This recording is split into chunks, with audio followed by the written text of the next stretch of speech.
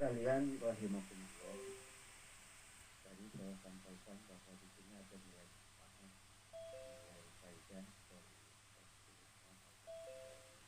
kita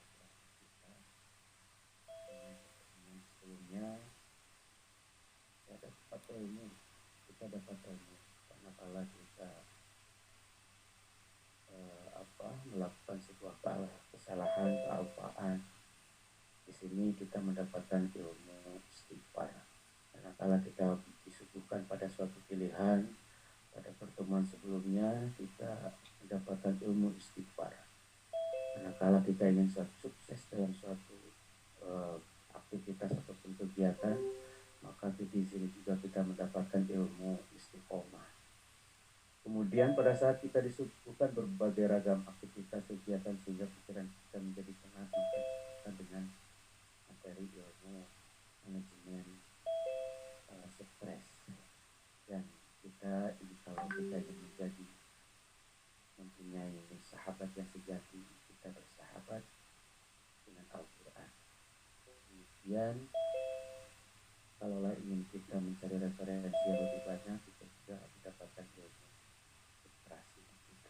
Dan hari ini Bapak Ibu sekalian yang saya hormati dan Allah muliakan, saya akan mencoba mengangkat materi yang bertajuk menata niat dalam mencari ilmu.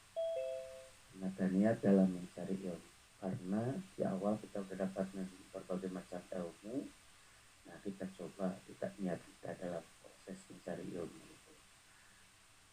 Baik, lanjut. Mohon maaf Pak, lanjut ke slide yang kedua Pak Taufik.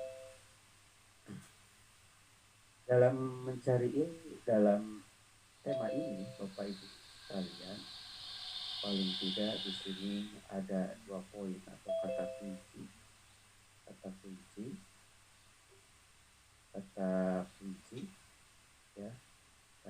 yaitu niat dan ilmu.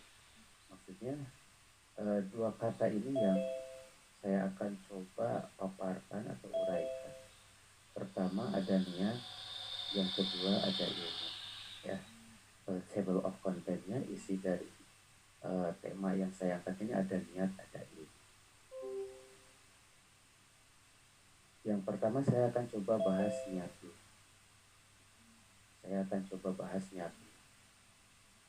Niat ini adalah unsur penting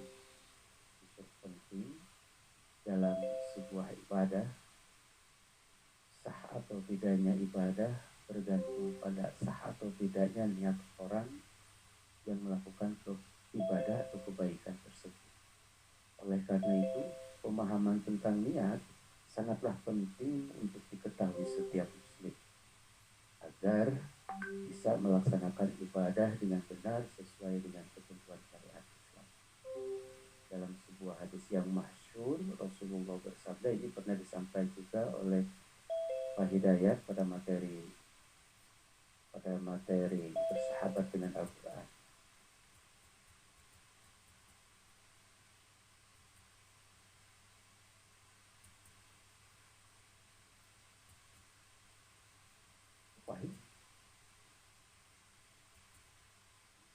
Wali dunia yusibuha amro'atin yang tuha wahijratuhu ila mahajara ilaih. Segala sesuatu bergantung pada niatnya, dan setiap orang akan dibalas berdasarkan apa yang diniatkan. Maka barang siapa berhijrah atau berniat kepada Allah dan Rasulnya, maka hijrahnya kepada Allah dan Rasulnya.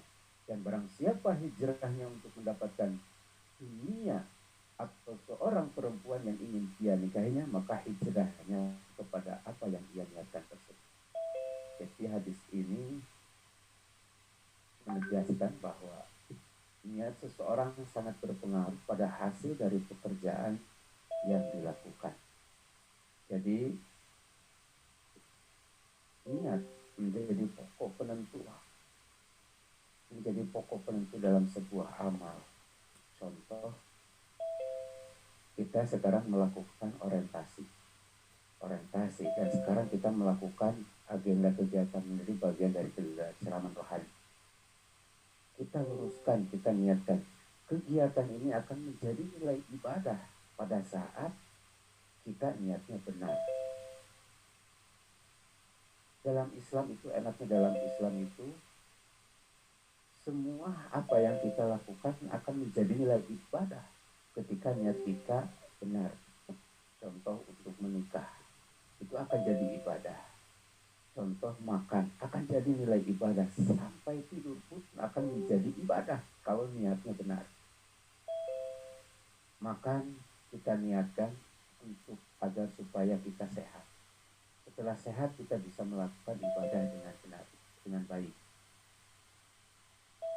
Misalkan pada sarapan kita berniat, ya Allah, aku niat sarapan ini supaya kita bisa melakukan sholat duha. Maka makan kita itu akan jadi ibadah. Tidur, ya Allah, aku niat tidur supaya untuk mengistirahat badan kita, supaya nanti subuh atau supaya bisa tahajud. Maka tidurnya itu akan jadi ibadah. Itulah hebatnya di Islam, enaknya di Islam. Semua apapun nilai, semua apa yang kita lakukan, perbuatan apa yang kita lakukan akan menjadi nilai ibadah pada saat kita benar niatnya. Nikah pun kan ibadah, itu ibadah yang paling enak nikah ya. yang nikah asal luruskan dulu niatnya akan jadi nilai ibadah. Dan hadis ini pula juga menjadi dasar salah satu kaidah fikih al-umuru bimaqasidiha, bahwa segala urusan bergantung, maksudnya bahwa segala urusan bergantung maksud yang terkandung di dalamnya. Jadi niat itu merupakan syarat dari ibadah, ataupun bahkan dalam perkara wajib jadi rukun. Jadi rukun.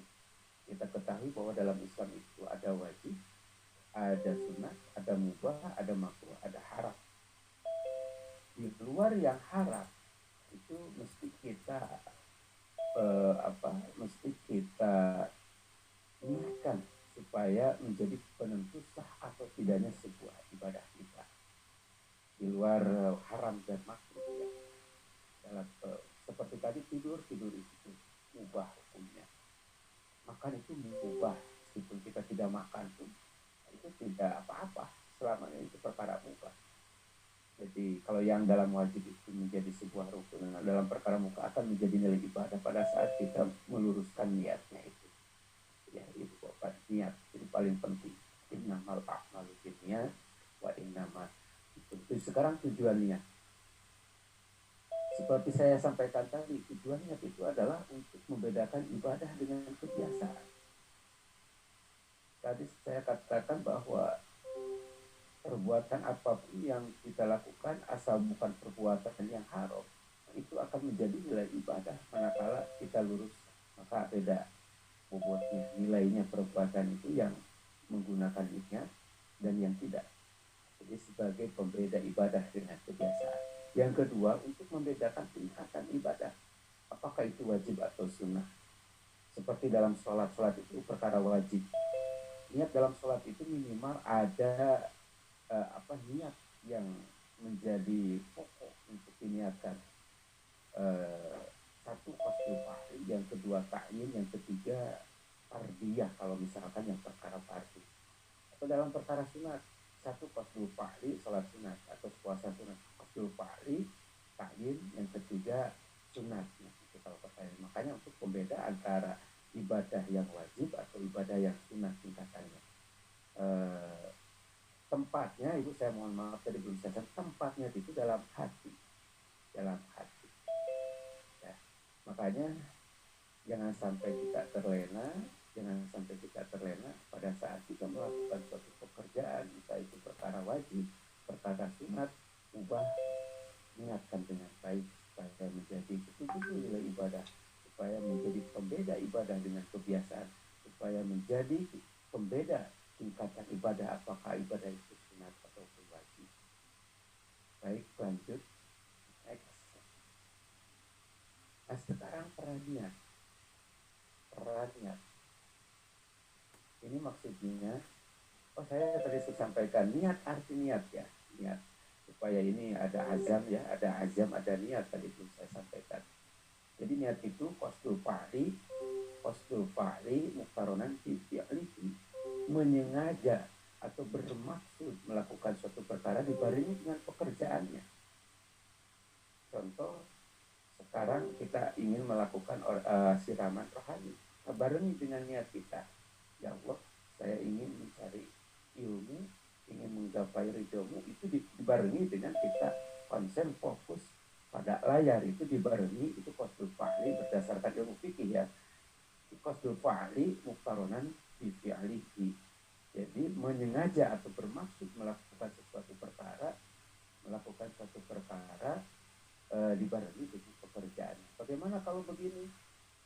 Nanti saya akan sholat duha, waktunya belum ada sholat duha, belum ada sholat duha, itu bukannya disebutnya azam. Nah di sini jadi ada azam, ada niat, ini adik kakak. Kalau azam itu hanya dalam hati, tidak dibarengi dengan pekerjaannya. Kalau niat sambil dibarengi dengan pekerjaan. Nah ini tingkatan-tingkatan atau peran niat, atau juga dia peran niat, tingkatan-tingkatannya. Maksudnya ini azam ya, azam ada wa in hamma biha, wa in hamma biha fa amaluha katabahallahu ta'ala azza wa jalla. Nah ini betahnya enaknya jadi orang Islam itu. Jadi kita baru berniat, kemudian kita bisa melakukannya. Kita baru berniat, kemudian kita bisa melakukannya, maka ini Allah akan menulisnya itu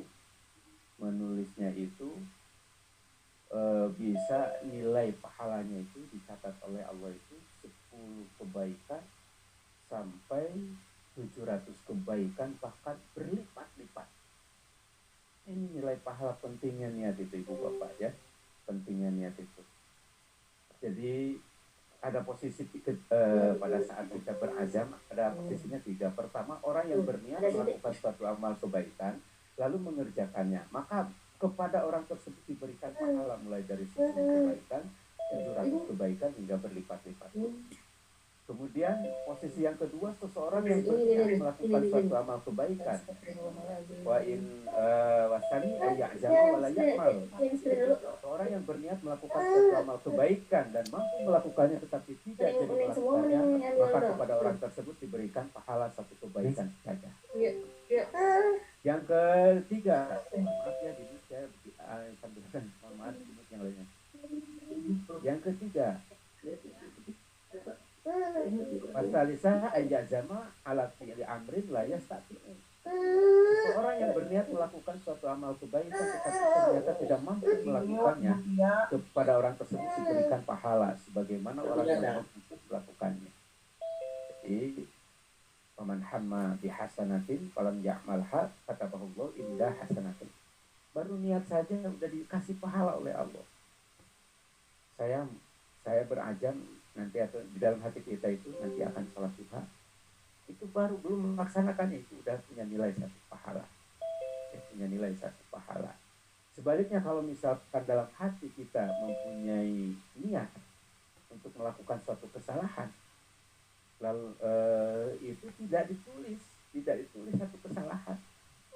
Enaknya di Islam itu pada saat kita berniat untuk melakukan suatu kebaikan udah punya nilai 1 pahala.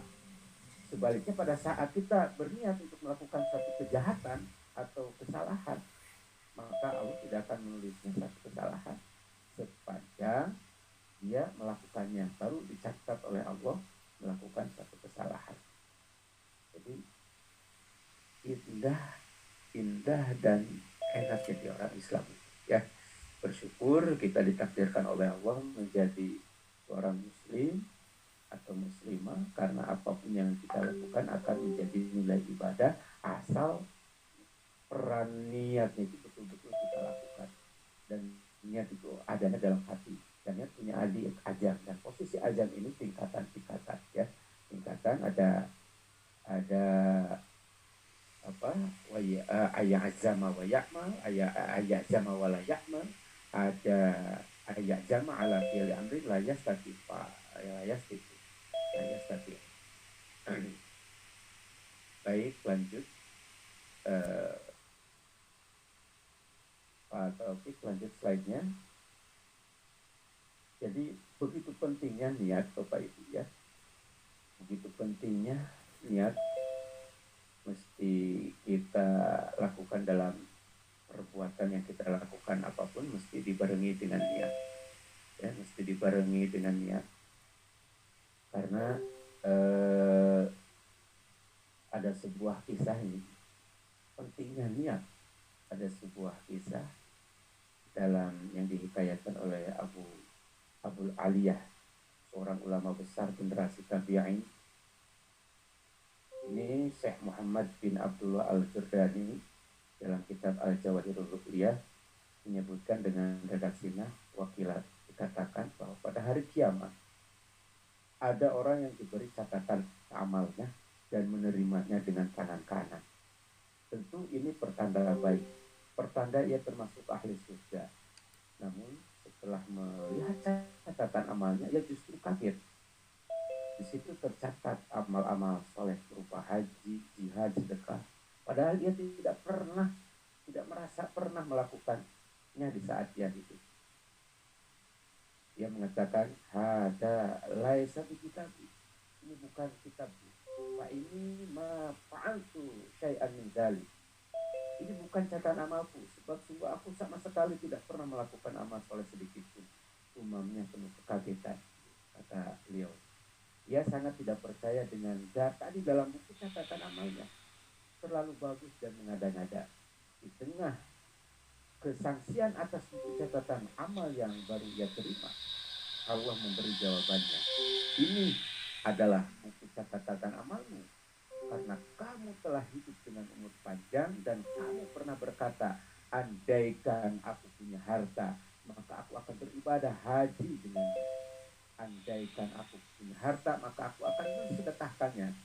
Jadi aku mengetahui keinginanmu itu dari kebenaran niatmu, dan aku berikan kepadamu seluruhnya pahala. Luar biasa Bapak Ibu pentingnya niat. Makanya